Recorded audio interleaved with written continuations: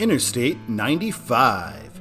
Yeah. Alright, today we are talking about Interstate 95 southern section southbound, specifically the southbound section below the DC suburbs. Alright, as we know, Interstate 95 is the main artery of the entire east coast of the United States. It goes through the most populated areas, although today, again, we are talking about the relatively less populated southern section.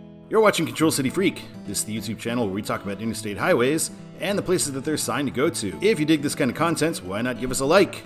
And if you really dig it, why not subscribe? Yeah, subscribe.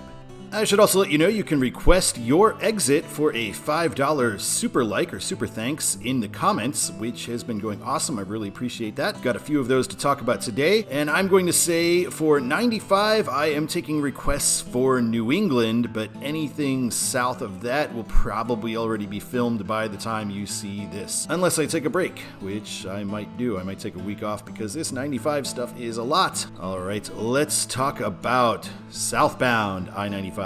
So we ended in Fredericksburg, Virginia last time at the Rappahannock River, which in a lot of ways is a dividing line between the north and the south, the Virginia-rich suburbs of DC and then the more Virginia.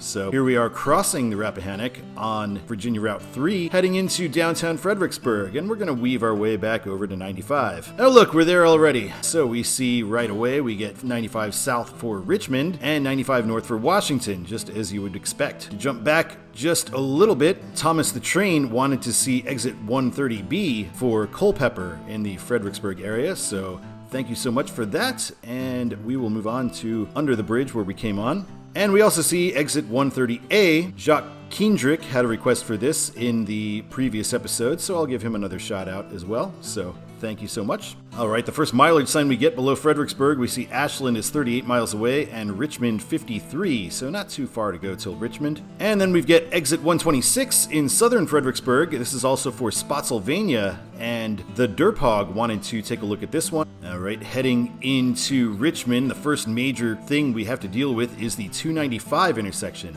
They make a very big deal about this. Our first sign is 2 miles away, and we see 295 South Rocky Mount NC and Richmond International Airport. And now less than a mile out, now we're getting 295 southbound Rocky Mount again, and 95 south for Richmond and Petersburg both. Even closer in, now we're getting 295 to East 64, so we're getting 64's control cities there, South 95 to 295, and West 64, and we get West 64's control cities there, along with 95's. 295 splits off, and we get that 2 East 64, and now we get Rocky Mount in Norfolk. Now we're getting 95 south to I-85. We're getting an I-85 mention out here, and Richmond, Durham as our control cities. We get one more warning that 295 is going to take us to 64 West, so if you were heading towards Charlottesville, you should be exiting here. And now finally, here is the split. So 295 to East 64 and South 95 to 295 and West 64, although the 85 signage has gone away now. The original part of 295 is gone, and now we get 95 South Richmond and Petersburg,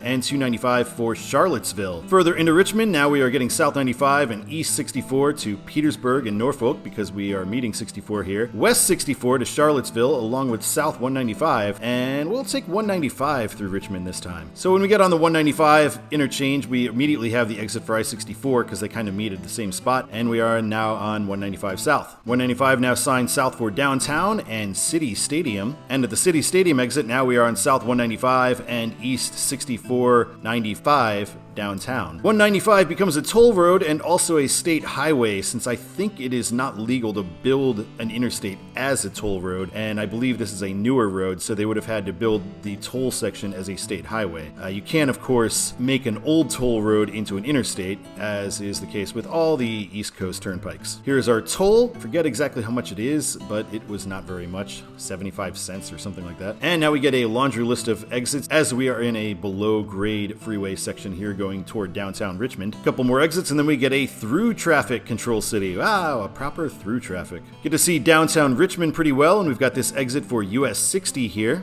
And now we're getting notice that we're going to be meeting South 95 and East 64, Charlottesville and Norfolk. They've got a pretty good cap over 195 here. You can see in downtown Richmond they've capped it pretty well, and they've built that park there. So That's pretty good. I wasn't able to find a way to get this actual ramp from Street View. Street View is being very temperamental here, so I had to take it from a different ramp. But we see here North 95 264, Washington, Charlottesville, Norfolk, and 95 South Petersburg. I'm going to back up and go on to 95 a bit. John Crandall had this request for a sign for VCU. This is on the 9564 concurrency. So we have Virginia Commonwealth University. Thank you. Still a little salty about 2011, so I can't say I'm happy about this one. Here is the split on 95, where it splits with 64, so this is backed up again. So we get East 64 Norfolk and South 95 Petersburg. So interesting choice that we're going with Petersburg. There isn't much on 95 south of Richmond. Between Richmond and Florida, it's pretty unpopulated, so I'm actually okay with Petersburg because that is the split with I-85. Here's a look at downtown Richmond from the river area. I was trying to find the state capital, but it seems like it's impossible to see from anywhere on the freeway. At random interchanges, it is 95 South Petersburg. Flatlander requested this exit for 288, the almost beltway of Richmond, and it was a $20 tip, so yeah, I'll show it on the southbound exit as well. Thank you once again. Thanks. Alright, jumping ahead to Petersburg. This is the way it used to look. As we saw in the I-85 video, we get 95 South Rocky Mount and Miami, and 85 South Durham and Atlanta, but Virginia has decided we can't have nice things, so here is what it currently looks like. 95 just Rocky Mount, 85 with the very reasonable Durham. And we do get one last Miami holdover. I think it's funny how this sign is Rocky Mount NC, but Miami, just Miami. We all know Miami. And thank you to FL Don for requesting this interchange. And here we get the southern end of 295, and it is signed for Washington. So if you want to go back the way we came, you can get on that. And 95 South Emporia and Rocky Mount NC. I don't know if Emporia is really secondary worthy. It's like 5,000 people. I know there's sort of a big junction for Norfolk, but if we have 64 here already, that's not an important junction for us. And Virginia is signing Emporia at random interchanges, so can't say I'm a big fan of that. Although, signing Rocky Mount, it's not like Rocky Mount is Philadelphia or something. On mileage signs, we get Carson, Emporia, and Rocky Mount NC 93. Here's our exit for US 58, signed for Emporia and Norfolk, and South Hill in the other direction. And at US 58, it is 95 South for Rocky Mount. Welcome to North Carolina. Let's see if I'm gonna need the meme one last time. We get a good mileage sign, sort of, right off the bat. We get Roanoke Rapids, which is the next town, and then we get Rocky Mount as the secondary, but then Wilson on the bottom line. I don't know. Again, there's not much on I-95 in North Carolina, but I feel like Wilson is kind of a weird choice to be the third one there. At random interchanges, we get Emporia and Rocky Mount. So North Carolina being provincial for other states' provincial control cities too, not just their own. So at least they're consistent. ZJC NCSC wanted to see this exit, 138, for Nashville and Raleigh because it's the Raleigh exit. And one could almost argue that 95 should have been signed south for Raleigh from Petersburg.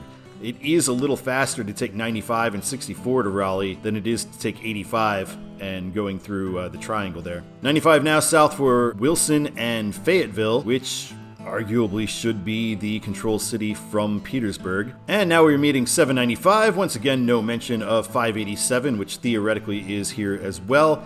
And it's signed for Goldsboro, Raleigh, and Wilson. So the people who wanted to take a different way to Raleigh that takes longer instead of taking US 64 could be getting off here and taking that. On 795, they've got the ridiculous South Benson 495. Benson, once again. And 95 North Rocky Mount, which at least is defensible. Mileage signs coming out of here. We've got Smithfield and Fayetteville. And we meet I-40 right outside of the booming metropolis of Benson. And we see 40 is signed for Wilmington and Clinton. And then Raleigh-Durham. I feel like one of these things is not like the other on that sign. We don't get a pull through for I-95, so let's look at I-95 from I-40. And we see it is South Benson and Fayetteville. Whew. Speaking of one of these things not like the other. What is Benson doing there? Random interchanges around here, we get Smithfield and Dunn. So, quite small towns. Dunn is now 6 miles away, Fayetteville 31. Jasper Cat 93 requested this interchange, so I will show you that. It is Jonesboro Road, exit 75 in North Carolina. And thank you very much. Heading toward Fayetteville, we get 295 once again. It doesn't have an overhead sign, North Carolina. And we get Newton Grove and Fort Bragg.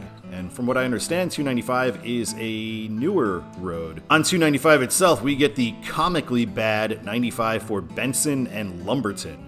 It's what, like 8,000 people between those two places, something like that. And now in the main Fayetteville interchange, we now get 95 for Lumberton and Florence. So gotta throw that Lumberton on there. God forbid we don't have a North Carolina control city on an overhead. And at this particular interchange, we get Fayetteville and Roland. Roland? I've never even heard of Roland. I have no idea where that is, and I'm not going to look it up. Here we have the mind-blowing, head-hurting 274s on the same sign.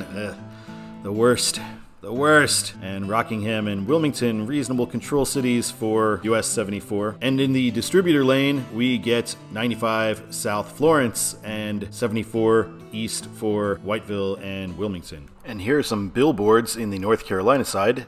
Edwin Paschke wanted to see some of these billboards, so shout out to him. Thanks so much. Really appreciate it. $20. Thanks a lot. So here is our exit for south of the border, and this is pretty weird. We're actually still north of the border here. This is exit 1, so it's in North Carolina. You can see south of the border there in the background. And then we can see right here, welcome to South Carolina, and another South Carolina sign over there with the large south of the border facility to the left. And the exit 1 actually appears to be in South Carolina. In fact it is. So this is quite strange. So exit 1 of North Carolina is in South Carolina, and if one were driving southbound and wanting to go to south of the border, you would cross into South Carolina, get off at exit 1 and come back into North Carolina, and then turn right and go back into South Carolina once again. And you would reverse the process if you were leaving. You would have to drive back into North Carolina before going back into South Carolina. Interesting setup here. And at that south of the border exit, it is 95 North Fayetteville and South Florence. And we see Florence is 29 miles away. I would actually prefer Columbia to be the control city here just because it's quite a bit larger. I know you go to Florence to get I-20 first. And we meet US 52 for Darlington and Florence. So NASCAR fans and Florence people unite. We meet I-20, one of the main reasons that Florence is signed because of I-20.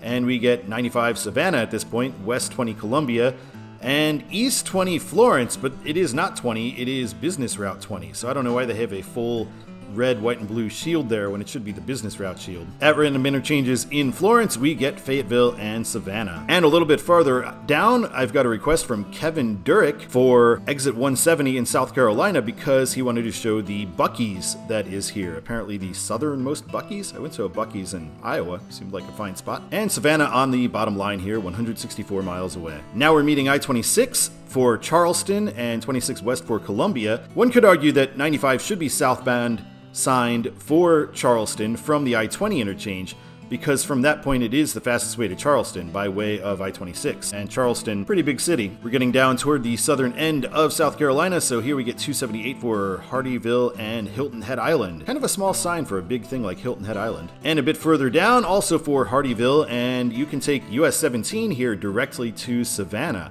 It's actually the one time I was in this area, that's the way I took to Savannah. It looks like you can get a Blizzard for 69 cents.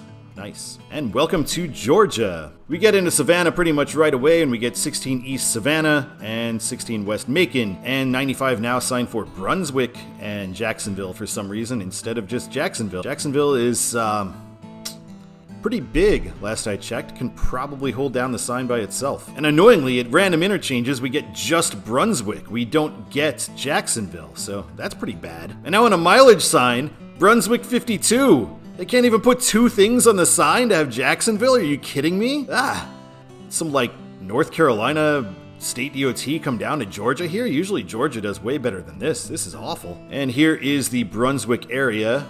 So we do at least get an overhead sign, but we don't get a pull-through sign, so it doesn't quite meet my minimum standard of control city. In Brunswick, we do get Savannah and Jacksonville, and that's not surprising at all. And now we get Woodbine and Jacksonville on the mileage sign. And we head into Florida, and at interchanges in Florida, we get just Jacksonville, so no surprise there. And here we get Jacksonville 19 miles away, although you'll actually be in the city of Jacksonville well before that. We're meeting 295, and it is signed for the beaches and and also the Beltway to I-10, and South 95 now for Jacksonville and Daytona Beach, so we're getting the next control city after. Here we meet US 1, and it's actually been since we were in Fredericksburg or so, maybe Richmond, since we have seen US 1. They have been on very divergent paths ever since then. And here we are meeting I-10 with its horrible, horrible control city. That should not be signed, that should be Tallahassee, no question. We do get a nice view of downtown Jacksonville as we come by the St. Johns River here. And we meet 295, Beltway for Orange Park and Jacksonville Beaches. And now we're signed for St. Augustine and Daytona Beach.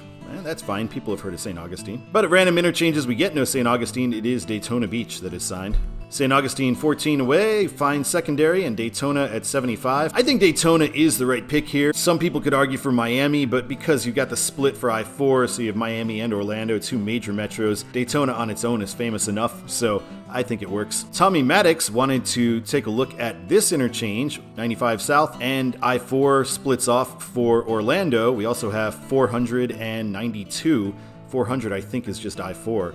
And US 92 heading for Daytona Beach or Orlando. It's a pretty interesting exit since it's 260 CBA. It's two entirely different interchanges with US 92 and I-4. And our next mileage sign, Miami, 260 miles away.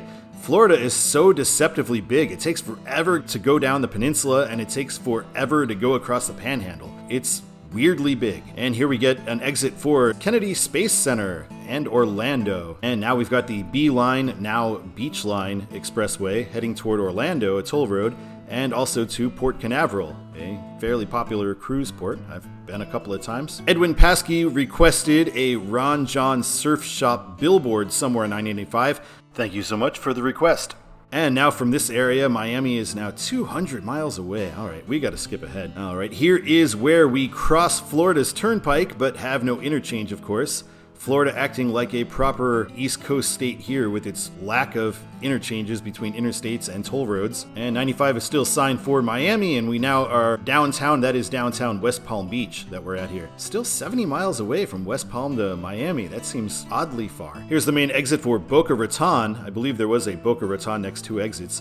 I went to Boca once when I was 17. I was really mostly just into listening to Nine Inch Nails the whole time and didn't like Boca at all. It was all old people. We stayed with my grandparents' friends, and I think it's probably still all old people somehow.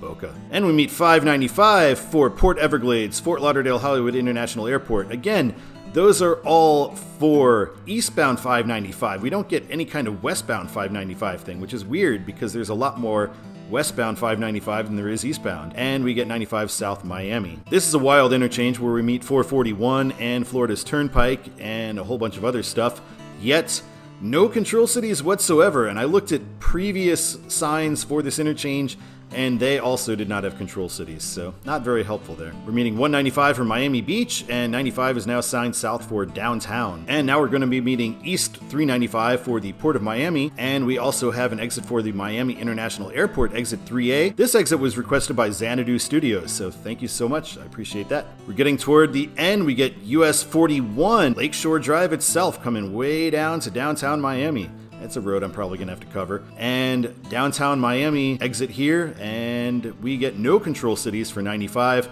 since it's only got a little ways to go. Here's the best look I could get of downtown Miami from southbound 95. It's better on northbound 95. And here's that 41 interchange coming back onto 95. And again, we just get 95 south, no control city whatsoever. And here is basically the end, exit 1A, the Rickenbacker Causeway in Key Biscayne. And now we get 95 ends half a mile away. We're going to end at US 1, and they tell us US 1 south, reduce speed. And wow, we actually get a 95 end sign. So we haven't seen a lot of end signs lately, so it's great to see that 95's got one, especially in this glamorous ending in South Florida. All right, let's take a look at Todd's the way it should be for this interstate. I'm going to say from Fredericksburg should be southbound Richmond, then Petersburg, Rocky Mount, maybe, and then Fayetteville for sure. I would go Columbia over Florence just because of that I-20 thing, but I guess I can get Columbia. And then Charleston after that until I-26. From there, I would go to Savannah, Jacksonville right away, no Brunswick, and then Daytona Beach, Miami, and if we were to put something on those last couple exits, I guess you could put Coral Gables because that is coming up on US 1, and that's a fairly well-known place too. All right, thank you so much for watching this episode of Control City Freak. I will be back next week with another episode, and it should be cool. More I-95 action, all 95, all the time. Gonna be awesome. All right, thank you so much. My name is Todd. Until next time, keep on trucking.